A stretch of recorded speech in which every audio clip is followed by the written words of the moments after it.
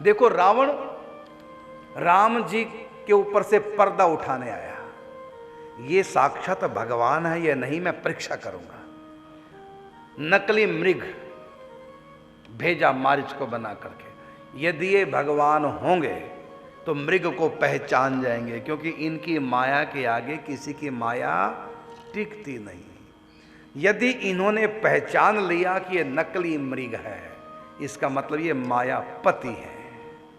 यदि माया के फंदे में फंस गए, पहचान नहीं सके और मृग को सचमुच में उसको मृग मान करके सो देकर पीछे पीछे भागेंगे, इसका अर्थ ये निकलेगा कि ये भगवान नहीं है। तो लाया मृग और भगवान पीछे पीछे भागे। नकली बन गए भगवान, असली नहीं, पर्दा नहीं उठाया, अनजान की तरह पीछे पीछे भागने लगे। क्यों? क्योंकि तुम्हारे जैसे चलाकों के सामने मैं पर्दा नहीं उठाऊंगा, मैं छिपके रहूंगा। इसलिए अनजान बन करके मैं पीछे पीछे मृग के भागूंगा, जिससे कि तू मुझको पहचान ही ना सके कि मैं भगवान हूं। और रावण नहीं पहचान पाया, क्योंकि रावण में निष्ठा नहीं है। ना वो परमात्मा का होके रह पाता, ना वो किसी संत का। ना उसके पास संत कृपा है, ना उसके पास राम कृपा है। इसलिए पहचान ही नहीं पाया, भगवान छिप गए और नकली बन गए।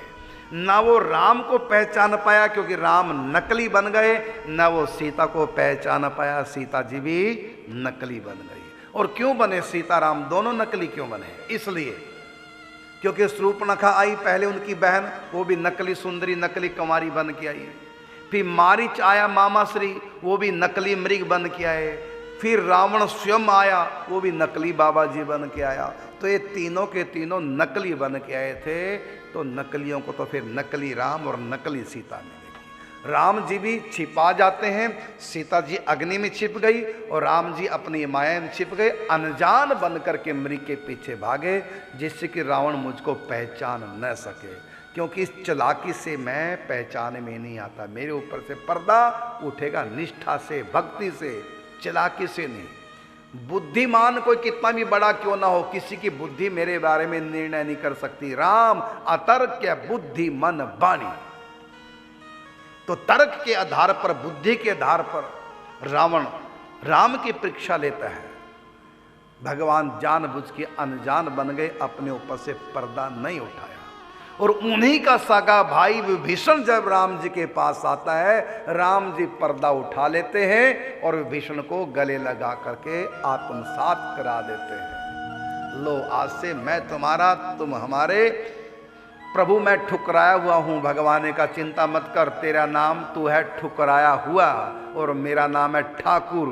ठाकुर और ठुकराया हुआ दोनों की एक ही राशि बढ़िया जमेगी। भगवान ने पर्दा उठा दिया।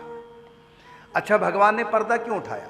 क्योंकि विभीषण ने पहले सत्संग किया हनुमान जी का, और सत्संग पे पूरा विश्वास हो गया।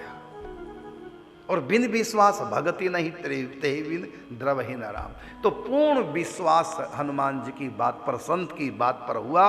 और उस विश्वास को लेकर के जब राम जी के पास गए, राम जी ने पर्दा उठा लिया, अपना लिया। लेकिन रावण जब राम के पास आता है, वो किसी संत के पास होकर नहीं आता। विभीषण तो हनुमान जी का सत्संग प्राप्त करके उसके अनुसार राम जी के पास आते हैं। लेकिन रावण किसी संत के पास नहीं जाता, बल्कि एक मायावी के पास जाता है, एक राक्षस के पास जाता है, मारीच के पास जाता है। वो भी कपटी, कपट का मृग बन के आया। तो कैसे पहचानेगा रावण?